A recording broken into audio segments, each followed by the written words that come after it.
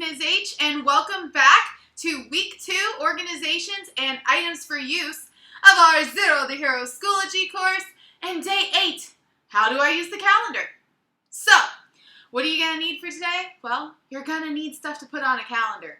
Nothing too crazy, maybe a Zoom or anything like that, and we'll talk about how we can use that to plan for the day. So, let's get started.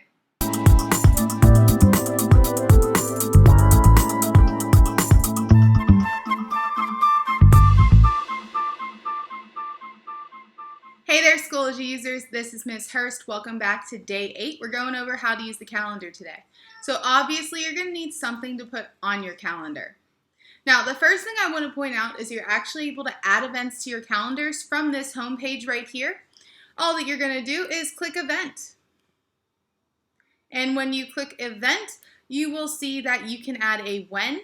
You can add an end time to it, so let's make it 8 p.m. Let's call it I need to cool down. It's hot outside is my event. And it is. Now, from an event, there's things I can do.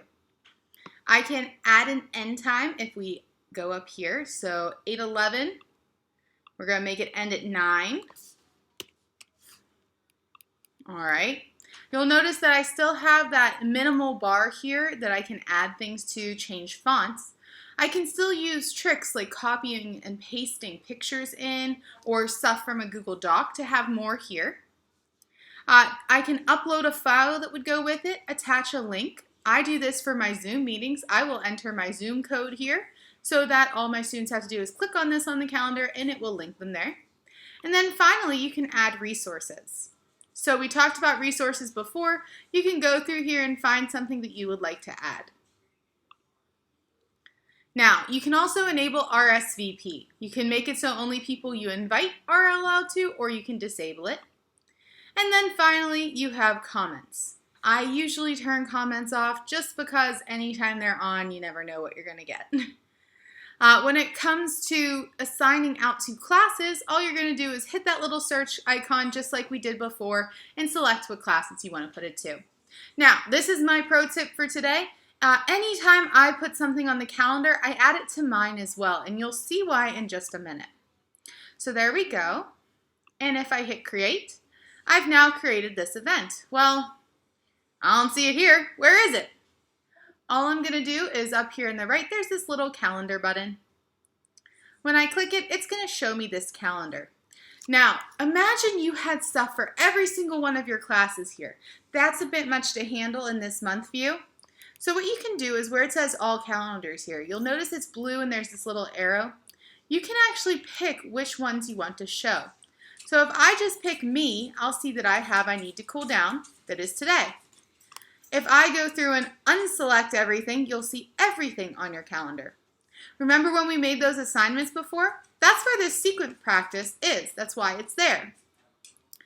And this is a really great tool for your students. So if I go to Week View, what I can do is I can teach my students to go here to find things. It's perfect.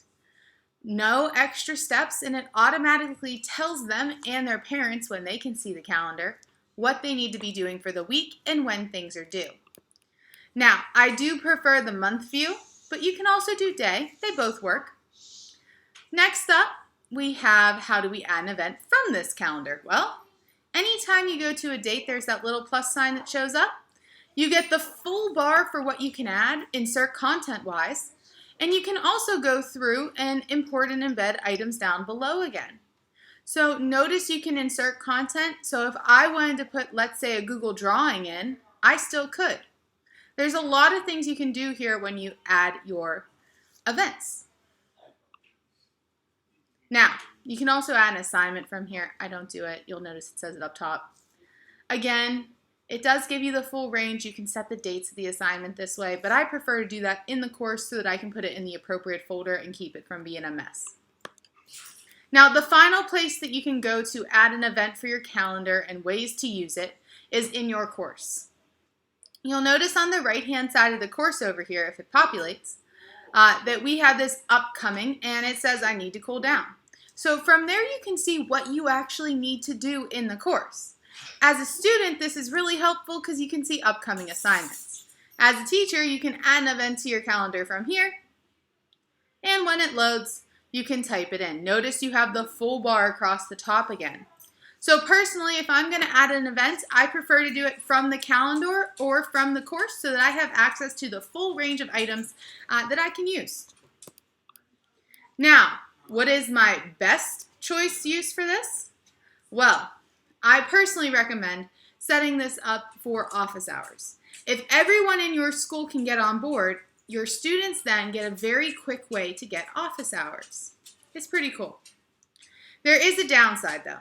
Unfortunately, with this calendar, you don't have the ability to make a recurring event yet. I've been requesting it for a while, but no luck. There is one more thing you can do with calendars in Schoology. If you go into settings and you scroll down, you'll see that it says share your Schoology calendar. So let's say you're like my school and you use Outlook. What you can do is you can click enable here, and then you can share your calendar using this link. What that's going to do is it's going to allow you to add it to your Outlook calendar, your Google Calendar, whatever it is you use, and then you can see it in other places too. So, in the end, calendar is really fantastic for students. If we can get all teachers on board to use it, they then have a very cut and dry, this is what you need to do today, this is what you need to do today. And it really eases it, especially in remote learning. So, I hope this helped, guys, and I'll see you tomorrow for our next video. Have a good one. Bye-bye.